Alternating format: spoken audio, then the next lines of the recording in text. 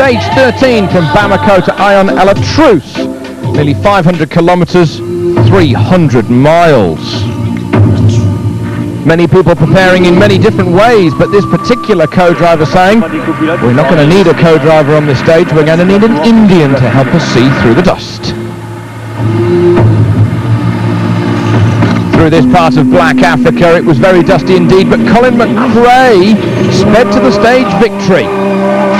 The first Brit to win a stage since Andrew Cowan in the Mitsubishi back in 1990. Former British and World Rally Champion has now got the Dakar left to do on his list. A brilliant run for the rookie in the Nissan. He arrived with parts of the car still left in the stage, but it was a just reward for the mechanics who had worked so hard. His teammate Janil de Villiers stopped twice in the stage to clear leaves from the radiator as the water temperature crept up to 120 degrees. The South African clinched second, and Ari Vatanen was third for a Nissan 1, 2 and 3 on the day. Pit stop styly like Le Mans in the middle of the stage. The service crews were allowed in, and the drivers never even got out. The Volkswagen Touareg Dakar crew, all hands on deck, cleaning the windscreen and getting the leaves again out of the radiator. Jutta Kleinschmidt away and safe. Jean-Louis Schlesser continued in third position overall. He could only hope that the Mitsubishis went wrong if he was going to go any higher.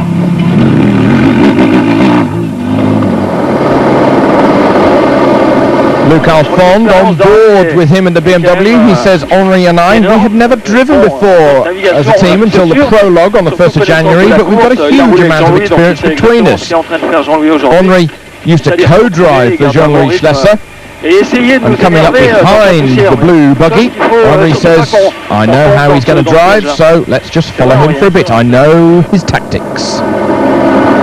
The two Mitsubishis, Peter Hansel and then Masuoka, that was the order on the result sheets. Although they dodged the trees, there were no problems at all for them.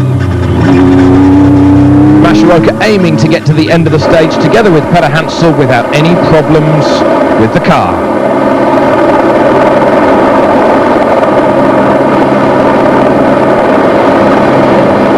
That's exactly what they did as they sent everybody and everything scattering. But David Fretenier was again at the top of the order on the 452 wheel drive Yamaha. What a run that the rookie was having on his first time in Africa. Poor Oliver Setter was nearly going down the road. He was lucky to get away with this moment.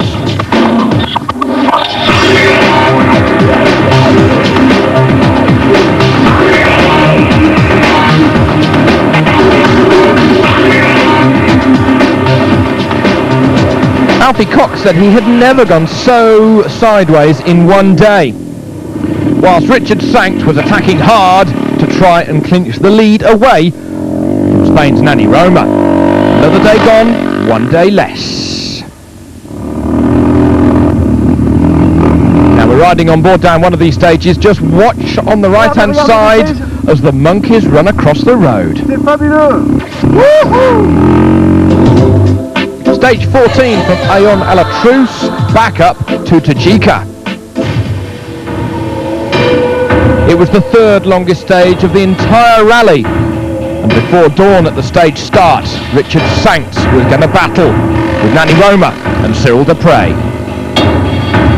But Roma had lost 12 minutes before the first checkpoint, but he managed to claw time back as Sankt was struggling through the sand. From 12 minutes back, Roma got it to 5.5, and then just under 2, but then a fall. The Spaniard could feel his overall lead slipping through his hands, just like the desert sand. But soon he was on the tail of the Frenchman and reigning champion, and he could take it easy. At the refueling, he was a little calmer. C'est son jeu de me marquer. Moi, c'est à moi de d'essayer de m'échapper et lui c'était. Sainz saying it's a strategy for people to follow me, so I can't escape. Roma saying I've got to be cool, not to worry. I have to watch Sainz. If I lose a bit of time, it's not that important though. In the end though, it was still the Prey who was victorious on the stage, ahead of Alfie Cox by 1 minute and 20 seconds.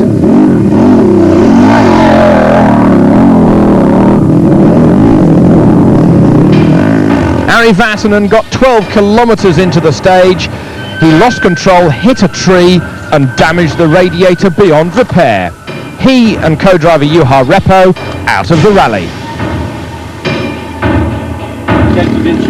Gregoire de Mavius was having woes as well. A broken drive shaft, losing him time.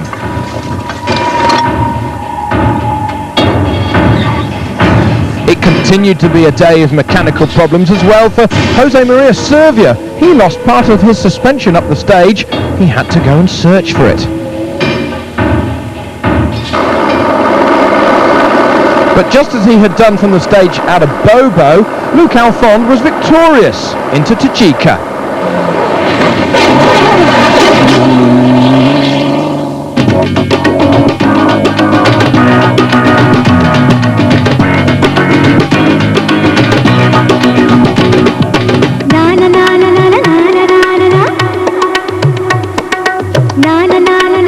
Whether or not Luc Alphonde was racing at Val Gardena, Val d'Isère or across the desert sands, he's always been quick. Peter Hansel didn't win the stage, he just wanted to get to the end of it again with a clean, tidy and compact car. Service at Tajika could only have been done by the racing mechanics in the T4 trucks as no service was allowed. It was the second marathon stage.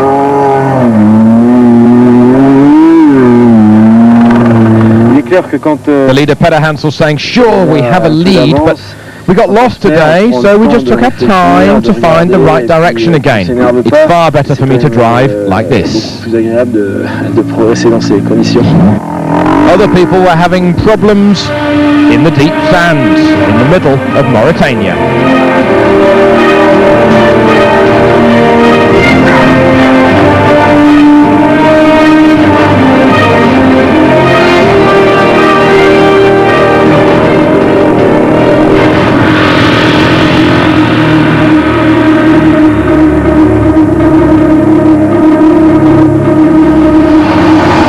Vigouroux managed to get the car out of the sand, but he needed a tow.